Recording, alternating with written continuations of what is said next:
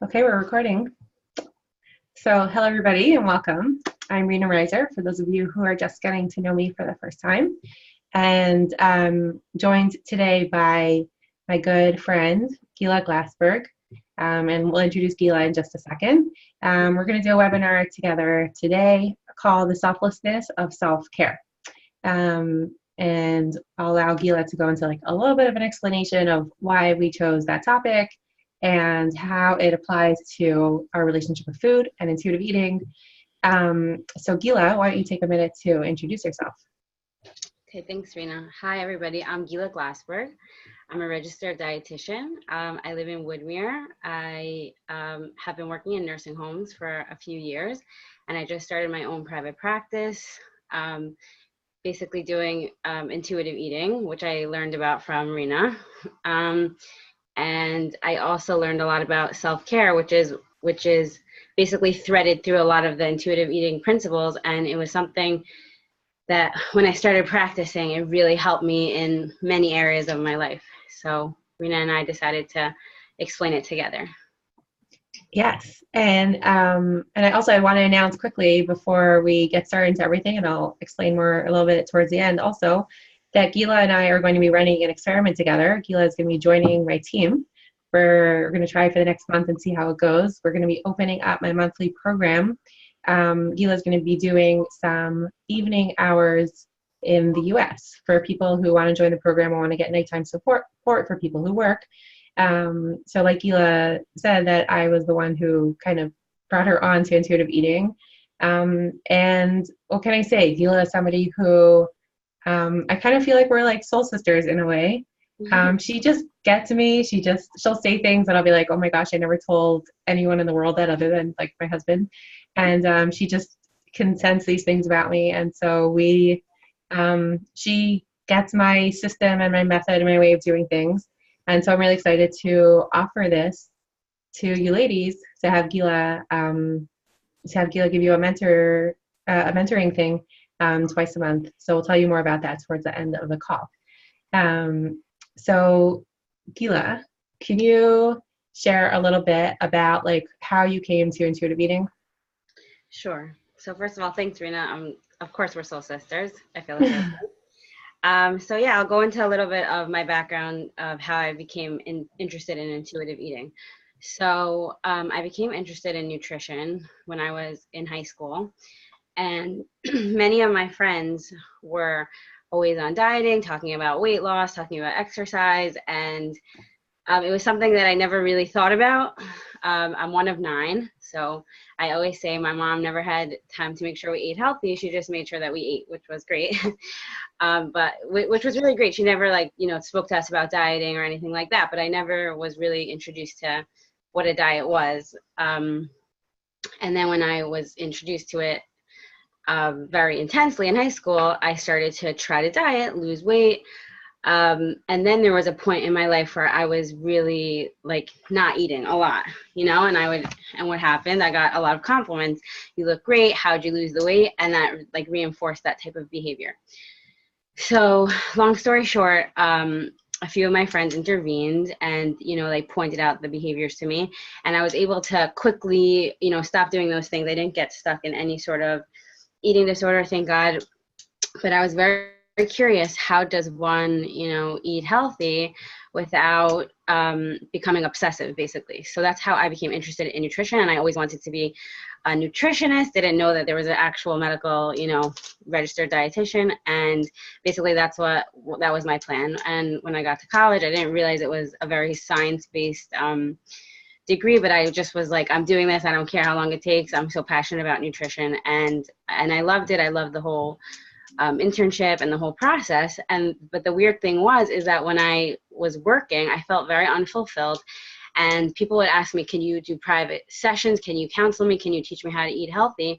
And I felt like I don't want to teach people how to weigh their food and be sort of like obsessed with, how much they're eating and how much they're exercising, sort of like how I was in high school. And I felt very like lost and sort of like disconnected to the field, because that's sort of what I was doing in the nursing home, was telling people like, if you're overweight, don't eat the the whole fat milk, eat the low fat milk, or, things like that. And I was just feeling very unfulfilled by it. So I actually went to speak to someone about it. She's sort of like a career coach / therapist. And she told me that from what I was describing, it sounds like I would really like something called intuitive eating. She said she read about it in Mishpacha, and she told me about Rena. And I was like, that sounds so cool. I never heard about that. I went through like 5 or 6 years of schooling, never heard of it. And I like kind of stalked Rena online, tried to find you. And when we connected, Rena just told me all about intuitive eating and about how it was a book written by 2 registered dietitians. And it's a research-based book, and sort of like Rena's own journey about how she found it through, going on a diet, losing weight, and what the negative effects of that. And I basically read the book and I was completely hooked, and I realized that there was a way to become certified. And it was cool because at the same time I was working with this therapist about the same type of things, self-care and things that could really connect you to yourself and your own intuition aside from intuitive eating. And it just really like threaded really well with the concepts of intuitive eating. So I became certified, and I think that the two really go hand in hand, basically. Yeah, it's kind of like the underlying, it's kind of like the float. That's what's coming to mind for me. But like keeps intuitive eating afloat is a self-care. Like without it, it kind of just collapses, just kind of drowns. But if you can imagine, like it's like float that, the principles of intuitive eating kind of rest on and float through the water like that. Yeah. And that actually, the authors of intuitive eating came out with the workbook, and they even said in their workbook, if we could add an 11th principle, we would add self-care. So that's just really cool, because I was working on that before intuitive eating. So they really work well together. Yes, they certainly do. So can you tell us a little bit, like this is something that you're very, very passionate about and you've done a lot of work on in your own life, from what I know, and something that you really are very, very passionate about. You speak to women about this a lot, about the importance of self-care. Can you share a little bit about what gets in the way of us practicing self-care? Yeah, sure. I would love it if people would maybe comment on what maybe their barriers are for practicing self-care. But So let me just explain to everybody, people who came on afterwards. You can, if you're on your computer, which quite a few of you are, which is really nice. If you hover over my face, you'll see a chat icon pop up at the bottom of the screen. And if you click on that chat button, then you'll see a chat box pop up, and you can enter your comments there. And so let's hear from some of you. What are some things that get in the way of you being able to practice self-care in your life? Someone wrote, being responsible for so many others, there's no time for myself. Yes. Mm-hmm. Thank you. Anyone else? It's a big one. Yeah.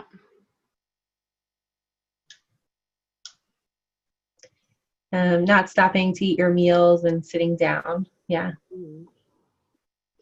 While people are writing, I could just maybe go back to the time before I was introduced to the concept, and it was more like, it was just like, that's very selfish. How could I go out on a Friday to get a manicure with my husband at home with, my kids, or I need to feed my kids first, like my kids come first, things like that, even though you're feeling super depleted, and 5 minutes would just do the trick, Mm-hmm.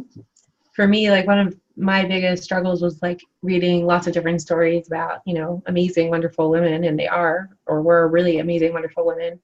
And the underlying message was always how they were kind of like a zero, and everybody else in their lives were so much more important. So I always wanted to aspire to be like that, make myself a zero, and put everybody else first. But that doesn't work for very long for most of us. Right. You're mortals. Right. Yeah. So I'll tell you what, the therapist that I went to, her name was Parala Abramowitz, and she told a really good story in her own workshops. And she said that she used to go to a bungalow colony, with a bunch of women. I mean, couples, but during the week, the women would sit together and have lunch. And this was a bungalow colony where people would go to for many years. Their parents went there, their grandparents went there. So they would sit around all eating lunch. And, one person brought a salad, one person brought a Danish, one person brought apples cut up, whatever it was. And she said to the women, what was it that your mother ate when she was sitting around this bungalow colony, having lunch with her friends? And they all basically said the same thing. So it's interesting, but kids, as we know, kids really they learn the best through modeling. So when a daughter sees her mother, like, okay, first I just need to cut my salad, or I just want to make sure we have a healthy dinner tonight, they sort of like learn that behavior for themselves, as opposed to the opposite, which is I need to take care of my kids, I need to take care of my kids. You're sort of, it's an amazing thing that's what you instinctively want to do. But as they get older and as they need to, start taking care of themselves, they sort of model that behavior of I need to put myself second. So what do we really want for our kids? Even our sons, the sons will think this is what's normal for a mother to do. It's normal for a mother. It's normal for a woman to go to the gym 3 times a week, or it's normal for a woman to, first get the kids, whatever. And then when there's no time left for them, then they, start acting depleted. So it's kind of like maybe something you wouldn't think of on your own, but when you think about it, that's really how kids learn, like the best way. So that's what we want to model, and that's how we feel best about ourselves and how we really give to everyone else when we feel full. So true. And can you paint a picture for us of like what happens when self-care is not like the top priority, or that underlying flotation device? What happens? So before I say that, I just want to say that I think when people hear this, they think like the first thing they think of is like, that's just not realistic for me, or I can never do that. It's one of those things, like just like intuitive eating, it's one of those things that it takes a lot of practice. It takes a lot of trial and error, learning what works for you, what works for your kids, what works for your husband. And your kids will want to see you happy. Your husband's going to want to see you happy. So if you decide that you want to invest in learning the concepts of self-care, eventually you'll get the hang of it, and you don't have to be perfect, and there's no such thing as being perfect. And it takes a lot of time to learn the correct balance. And it's kind of always changing based on your needs, based on your kids' needs. But a picture of how it would look maybe if you were neglecting your own self-care. So I'll give you an example of an extreme case in my life, was that when I learned, I guess this is what brought me to this, these concepts, but what was going on in my life was that I was in school getting my RD, registered dietitian, and I was in my internship. I had a 2-year-old at home. I was pregnant with my second, and then straight from there, I started to work full-time, part-time, then full-time. I was in school getting my master's, and you can see where this is going. And basically, there was nothing I did for myself. I would, meal prep on Sundays because that's what I thought was healthy for everyone. Never buy myself lunch, never do anything for myself at night, come home just completely depleted, do the dishes, go to bed, nothing. I was just so out of it, so out of touch with what I needed. And that's what brought me to speak to Peril. But once I started to learn these concepts, I would sometimes go get myself a manicure, or buy myself dinner on my way to college. And I started feeling so much happier and so much better taken care of. And everyone around me, reacted to that level of less stress. So I just saw it firsthand, as a really good example, oh wow, I'm not being selfish at all. I'm actually really giving to myself, giving to my whole family. So it might sound crazy, but it really did help me a lot. I can really quite relate to that. And I'll share a story that happened recently in my life, where self-care was not really, it was not a possibility on a as good of a level as we're going to be describing today.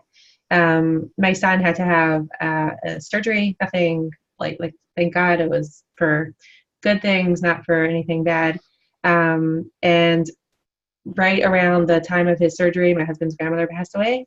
So he was going to potentially fly back to the US for the Levaya and everything.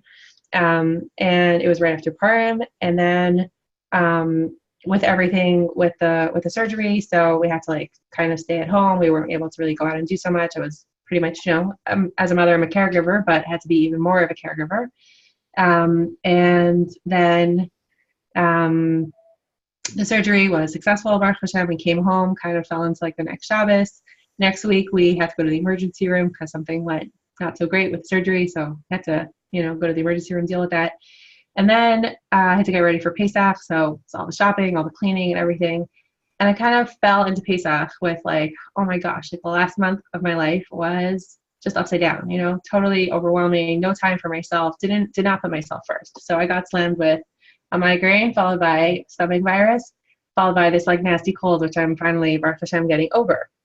Like this is what happens when we don't take the time to put ourselves first. So, there are situations in our lives where we're not really able to give to ourselves, right? This was kind of like an emergency situation that I was dealing with my son, right? I couldn't do anything about it. Couldn't do anything about my husband's grandmother. Couldn't do anything about Pesach coming.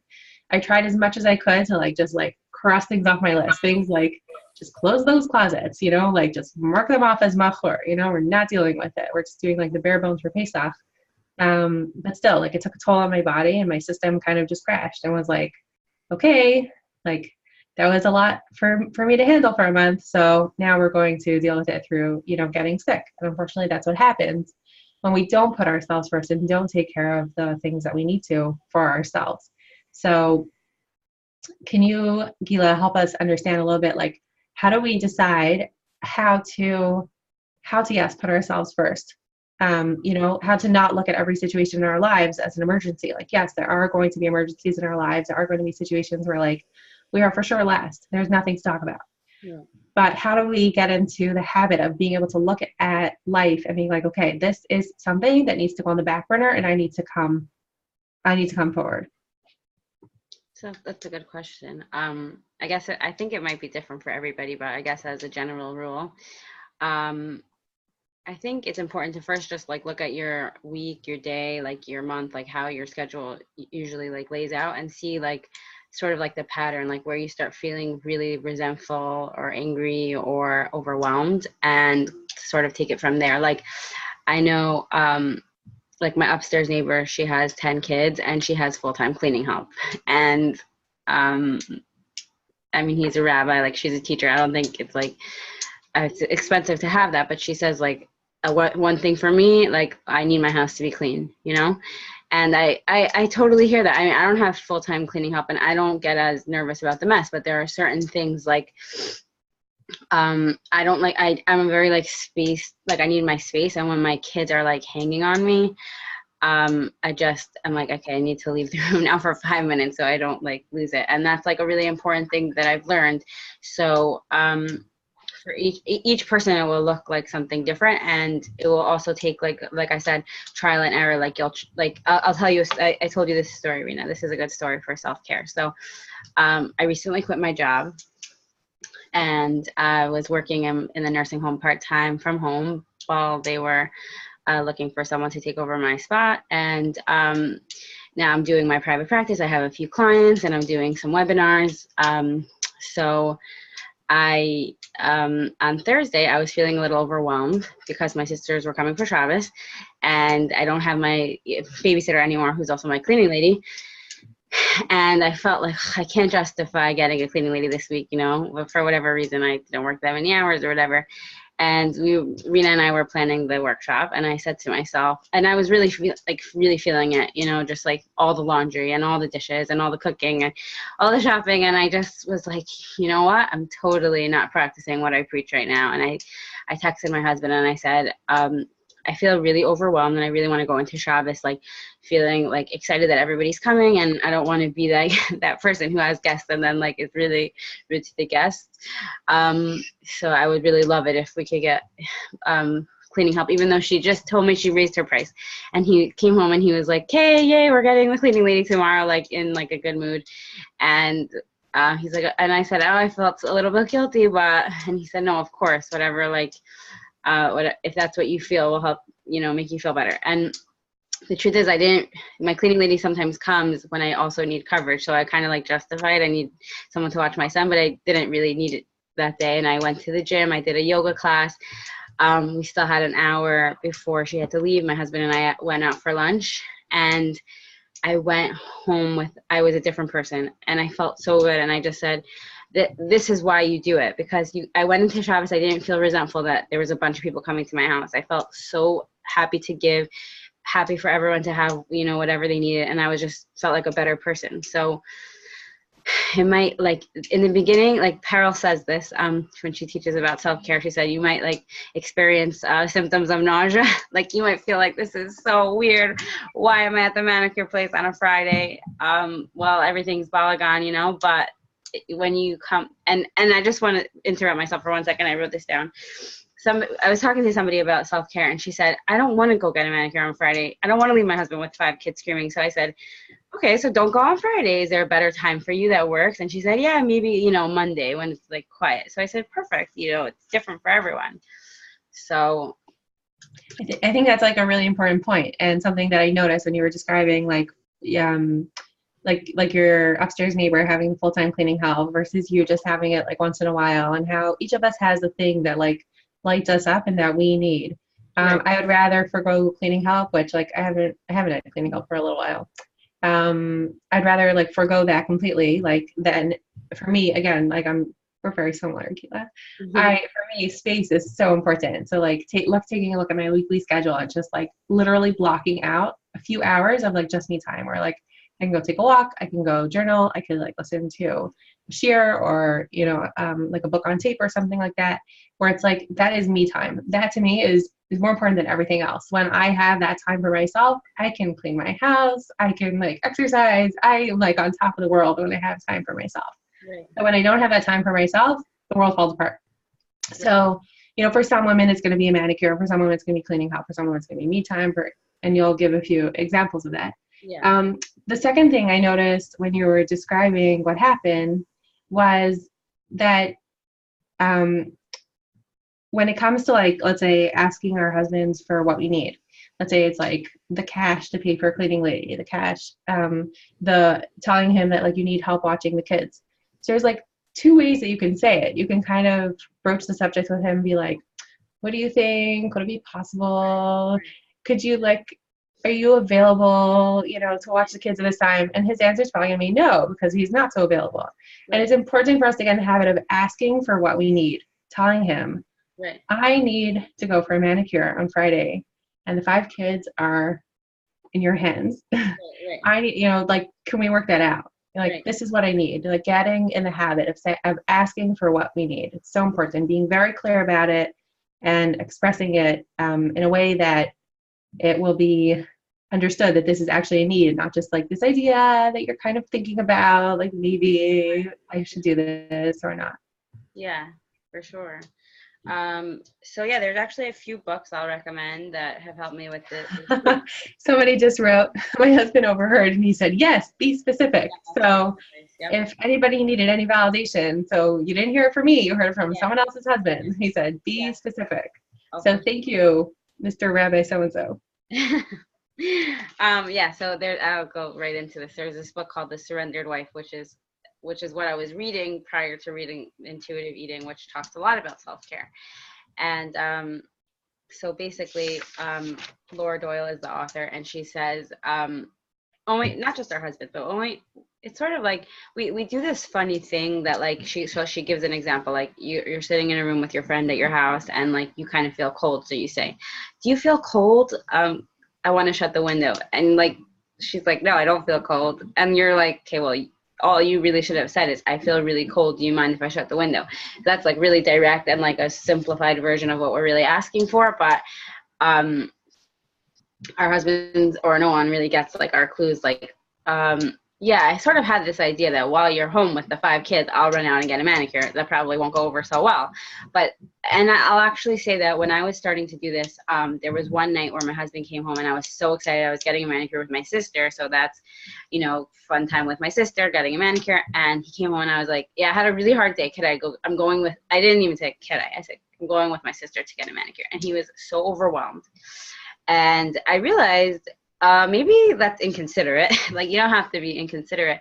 Right. So I said, when I came home, I said, I'm really sorry. I've been really trying to work on my self-care, but I feel like you know, wasn't so considerate of your time. And he said, actually, I was really overwhelmed. I didn't know that was going to happen. I don't mind if you do that, but can you just give me fair warning? So from now on, when I'm feeling like, oh my gosh, my nails look horrible, or oh my gosh, I just want to sit and do nothing. Sometimes I listen to a shear while I get a manicure just by myself. I say to him, I'm really feeling the need to get some alone time. What time works for you? What day works for you? And he'll usually tell me.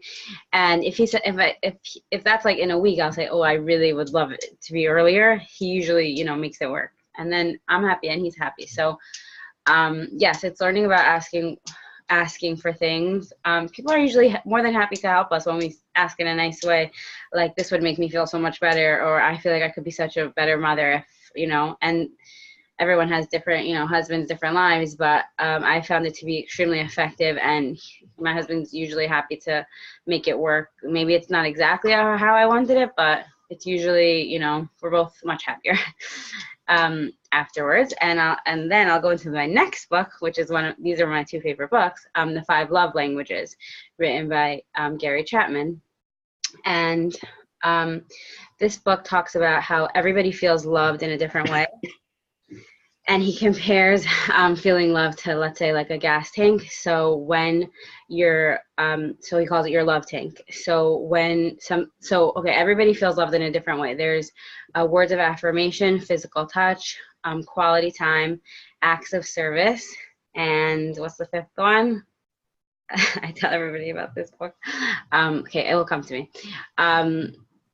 Anyway, so basically, what Peril taught me, which was the therapist that I went to originally, was that we can't rely on anybody for our well-being, and we can't rely on anybody for like filling our own love tank, which is sort of like, we think we could, like, we think like, oh, if only my husband would give me more quality time, then I would be happy. But we're sort of like wasting time, because you can't make someone else give you something, and even if you did, what would it be worth? So so she taught me that you give yourself your own love language, which like sounds so funny, but like my love language is quality time. So getting a manicure for me, and like listening to a shear, spending time with my friends, maybe if my husband's not around, and then you're so much less needy, and you're so much easier to be around when you're feeling happy. And then you're so much less a victim, like, nobody wants to spend time with me. Who wants to spend time with someone who talks like that anyways? So you're just like, you're all around, you feel better about yourself, other people feel better about you. It just perpetuates this cycle of like everyone feeling better about the situation. So those are some tips I have for practice. I just wanted to go look it up, Gila. I don't remember which ones you said, so I'll just say all 5. Words of affirmation, acts of service, receiving gifts, quality time, and physical touch. Yeah, gifts, that one. I missed that one. Okay. Yes. So when you were talking, when you gave the example of from The Surrendered Wife, which is the first book that you mentioned? Yeah, it was the first book that you mentioned. About like, you know, telling your friend that you're cold and that could she please close the window. I think it's so important to get in the habit of asking for what we need with like the small things in life. This is also like, just to bring it back to intuitive eating, this is something that I tell my clients all the time. Like, don't wait until you have this like overwhelming urge to binge to like practice the principles of intuitive eating. Like, practice them when you're like, just, you know, small things day to day in life. So the same thing when it comes to asking for what we need. Start with the smaller things in life, the things that seem somewhat insignificant, but essentially what you're doing is it's kind of like a muscle that you're working on at the gym, right? So you don't go straight to like I'm not such like a gym person, but like, I don't know, you don't start like bench pressing like 150 pounds. You start with like, you know, 2 to 5 pound little weights, and you start there and you slowly build your way up. So same thing here, like when you're working on that muscle of really being able to ask for what you need. And again, obviously with the caveat of like doing it in a respectful manner, in a loving manner, keep taking the other person into consideration.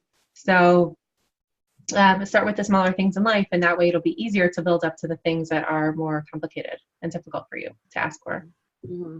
That's a really good point. Yeah, like things will come up all the time on it. It's Evelyn Tribole, one of the authors of Intuitive Eating. She says this when she was training me. She said she likes to call it boring self-care. So it's like it's not just, oh, I get a massage once a month and taking really good care of myself. It's what are you doing on a daily basis that is making sure that you're in touch with yourself and in touch with your needs.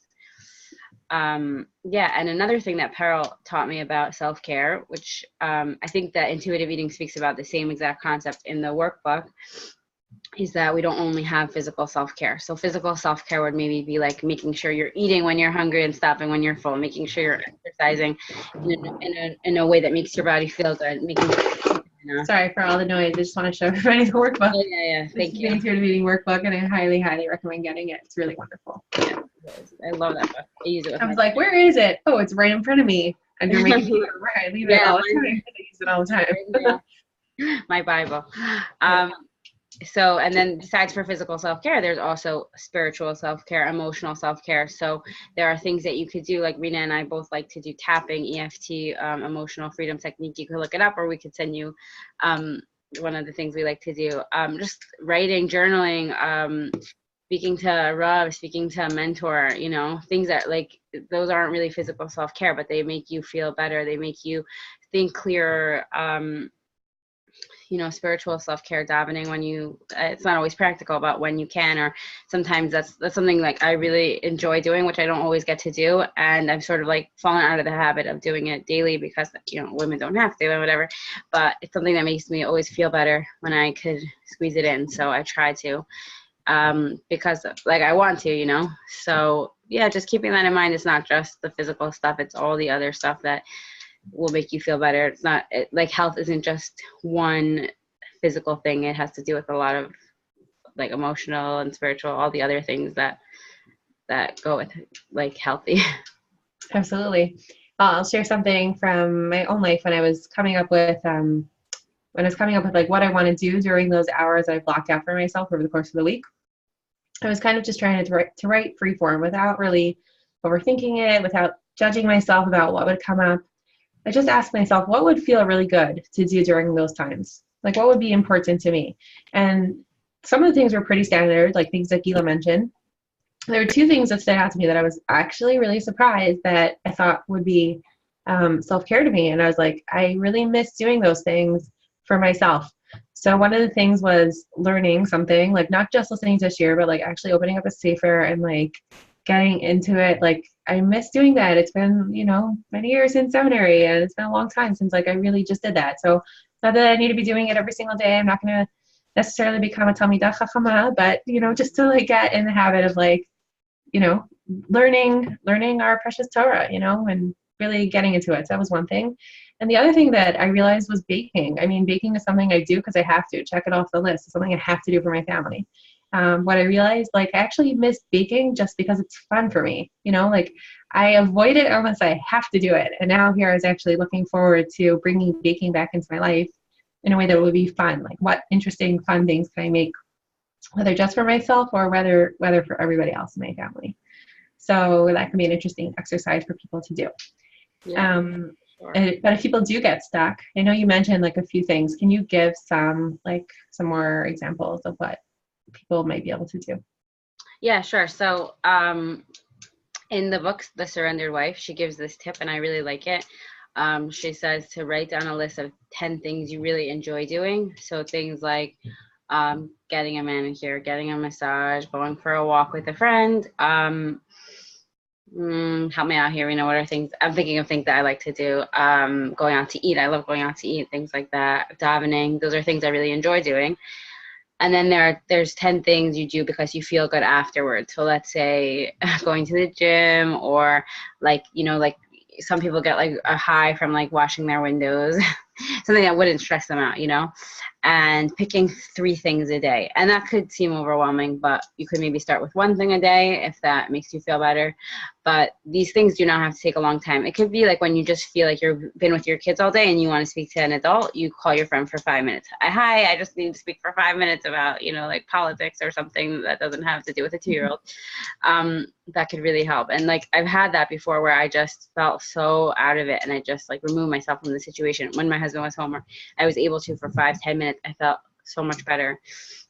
So that's really practical. And I for sure recommend like starting off small, maybe even discussing it with the people around you that it would maybe affect. But I'm sure that if you present it in a way that, you want to feel better and make the atmosphere calmer, how could we go about it together? Then the people that love you and support you would want to, help you on that mission. I really like what you said about keeping it small, because I think very often we get this idea that self-care needs to be the hour-long massage, or it's really showing how long it's been since I actually went for like an official manicure, because I have no clue how long it takes.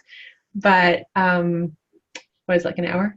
I haven't got a massage. I'm not like such a big massage person, but my manicure, let's say. Oh yeah, like a manicure takes me like 30 minutes to an hour, depending. Okay. Yeah. Okay.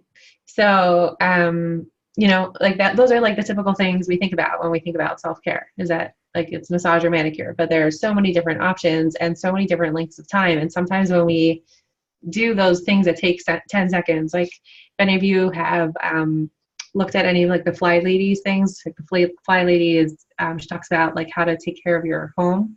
And she, like, the number one thing that she starts with is shining your sink. And she writes about how people think it's like the most ridiculous thing in the world. What do you mean shine my sink? I have these, like, we have 2 sinks. Some of us have 3, or 4 sinks, or maybe you only have 1 sink, but whatever it is, we have a lot of dishes going on in our lives, and our sinks get nice and dirty.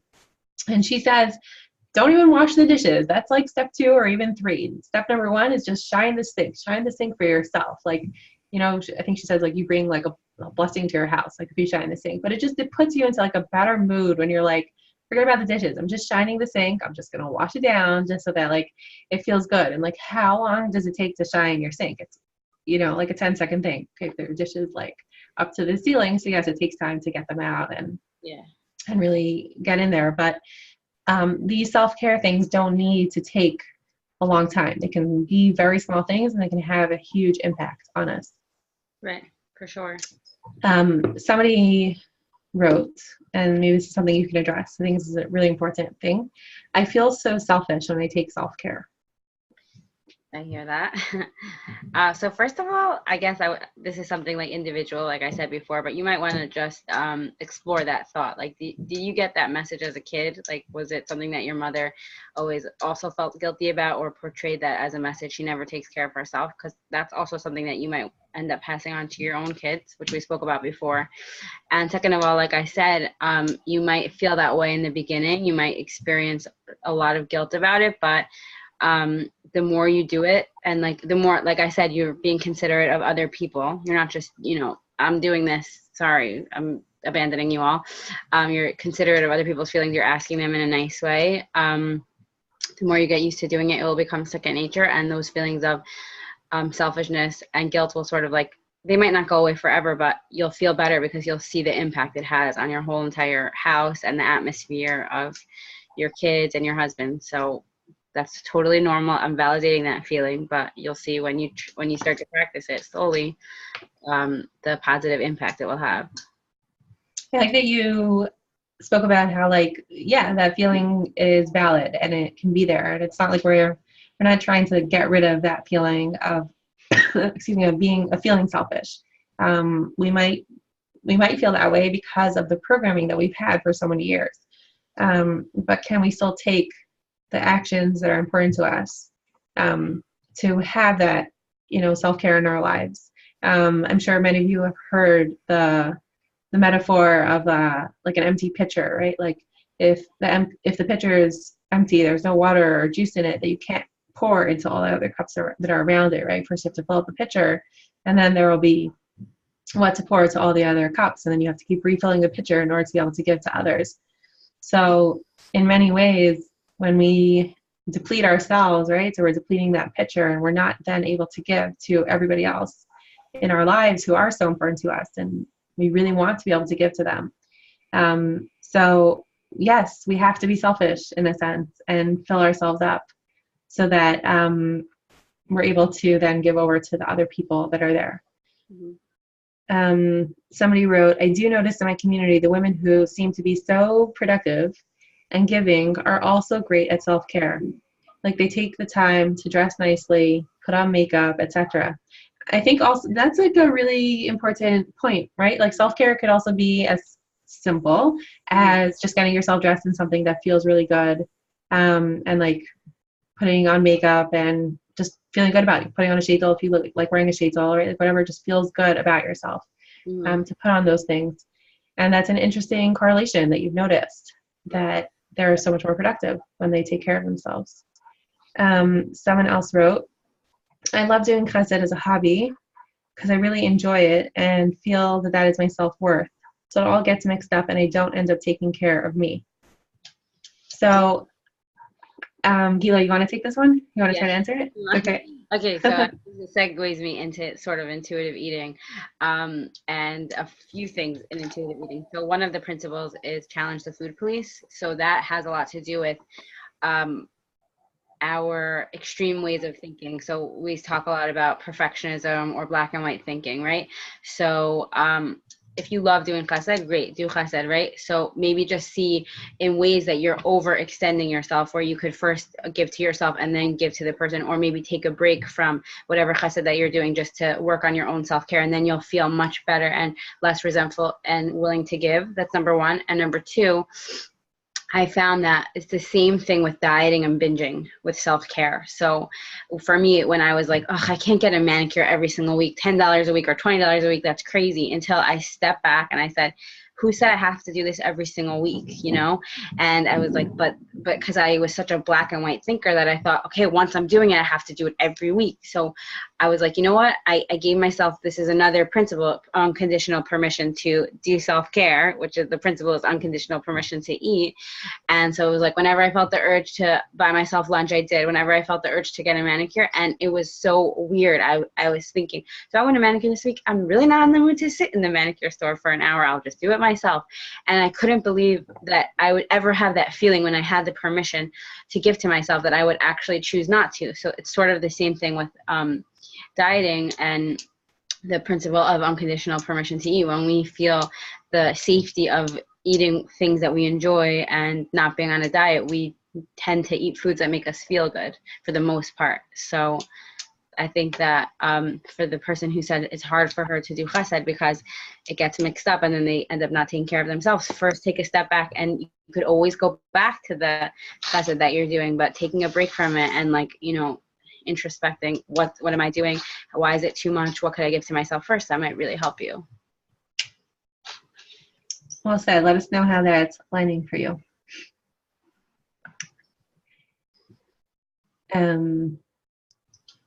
Okay. Gila, is there anything else you wanted to add? Hold on. I spoke a lot about that. No, that's basically the gist of it. Okay, so let's now, what we're going to do is I want to take some questions, but before we take the questions, I want to just let everybody know, anyone who came on late and anyone who's new to this. So I run a monthly program. It's called my Nova monthly membership.